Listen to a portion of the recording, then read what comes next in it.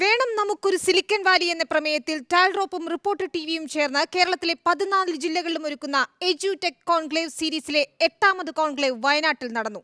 Technology, വിദ്യാഭ്യാസം, തൊഴിൽ, സംരംഭകത്വം എന്നിവയിലൂന്നി കേരളത്തിലെ ക്യാമ്പസുകളെ കാലിഫോർണിയയിലെ സ്റ്റാൻഫോർഡ് യൂണിവേഴ്സിറ്റി ക്യാമ്പസിൽ രൂപം കൊണ്ട സിലിക്കൺ വാലി മോഡലിൽ അപ്ഗ്രേഡ് ചെയ്യുന്നതിനുള്ള ടാൽറോപ്പിന്റെ ആശയത്തിന് മികച്ച പിന്തുണയാണ് ജനപ്രതിനിധികളും ക്യാമ്പസ് മാനേജ്മെന്റ് അക്കാദമിക് പ്രതിനിധികളും മുതിർന്ന മാധ്യമ പ്രവർത്തകരും വൻകിട ടെക് സംരംഭകരും ഉൾപ്പെടെ പങ്കെടുത്ത വയനാട് ജില്ലാതല എഡ്യൂടെക് കോൺക്ലേവ് നൽകിയത്. ടെക്നോളജി ഡ്രിവൻ വേൾഡിലേക്ക് വിദ്യാർത്ഥികളെ സജ്ജരാക്കുന്നതിന് സഹായകമായൊരു എഡ്യൂക്കേഷൻ സിസ്റ്റം വികസിച്ചു വരേണ്ടതുണ്ടെന്ന് കോൺക്ലേവിന്റെ ഉദ്ഘാടനം നിർവഹിച്ച് OR കേളു MLA പറഞ്ഞു.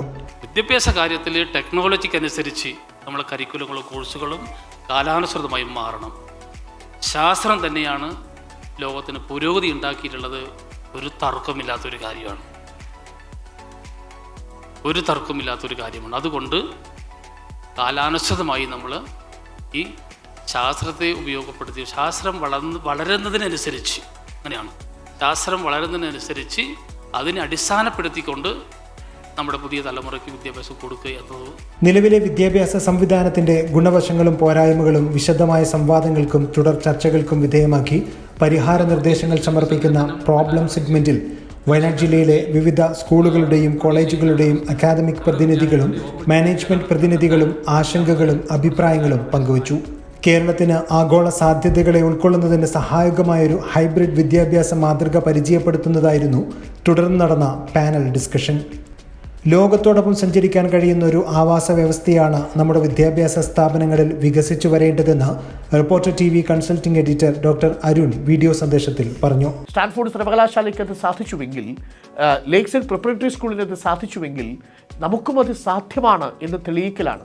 മാറി ചിന്തിക്കേണ്ട സമയമാണ്. മാറി ചിന്തിച്ചില്ലെങ്കിൽ മാറ്റം നമ്മളെ കടന്നു പോകും എന്നതാണ് വസ്തുത. അതുകൊണ്ട് തന്നെ നേരത്തെ സൂചിപ്പിച്ചതുപോലെ ഈ എഡ്യൂക്കേഷൻ എക്കോസിസ്റ്റത്തിലേക്കാണ് നമ്മൾ ഇനി പരിണമിച്ചെത്തേണ്ടത്. ഇത്തരത്തിലൊരു ഇക്കോസിസ്റ്റം നമ്മുടെ സ്കൂൾ കോളേജ് ക്യാമ്പസുകളിൽ നിലവിൽ വരുമ്പോൾ ഇൻഡസ്ട്രി അക്കാദമിക് ഗ്യാപ്പ് ഒഴിവാക്കുന്നതിനുൾപ്പെടെ വിദ്യാഭ്യാസ സ്ഥാപനങ്ങൾ മുൻകൈയെടുക്കുമ്പോൾ തൊഴിലില്ലായ്മ ഉൾപ്പെടെയുള്ള സാമൂഹിക പ്രശ്നങ്ങൾ പരിഹരിക്കാൻ കഴിയുന്നുവെന്ന് Talrop co-founder and CEO Safeer Najmuddin പറഞ്ഞു. എന്താണ് നമ്മൾ ഈ സാഹചര്യത്തിൽ ചെയ്യാൻ വേണ്ടത്? നമ്മുടെ സ്കൂളുകളിലും കോളേജുകളിലും ഇതാണ് നമ്മുടെ പ്രശ്നങ്ങൾ.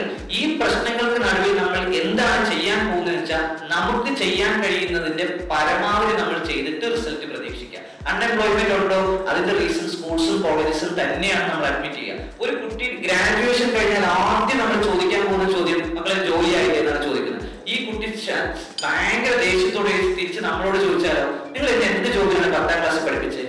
നിങ്ങൾ എന്ത് ജോബിനാണ് എന്നെ +2 പഠിപ്പിച്ചത്? നിങ്ങൾ എന്ത് ജോബാണ് എന്നെ ഡിഗ്രിയിൽ പഠിപ്പിച്ചത് എന്ന് ചോദിച്ചാൽ സത്യത്തിൽ നമുക്ക് എന്തെങ്കിലും ഉത്തരം കൊടുക്കാനുണ്ടോ? നമുക്കൊരു ഉത്തരം കൊടുക്കാനില്ല. പിന്നെ എങ്ങനെയാണ് എനിക്ക് ഡിഗ്രി കഴിയുമ്പോൾ ജോബ് കിട്ടുക എന്നുള്ള ചോദ്യമാണ് ഈ 40% അൺഎംപ്ലോയ്മെന്റ്. ഇവിടെ ജോബ് ഇല്ലാത്തതല്ല.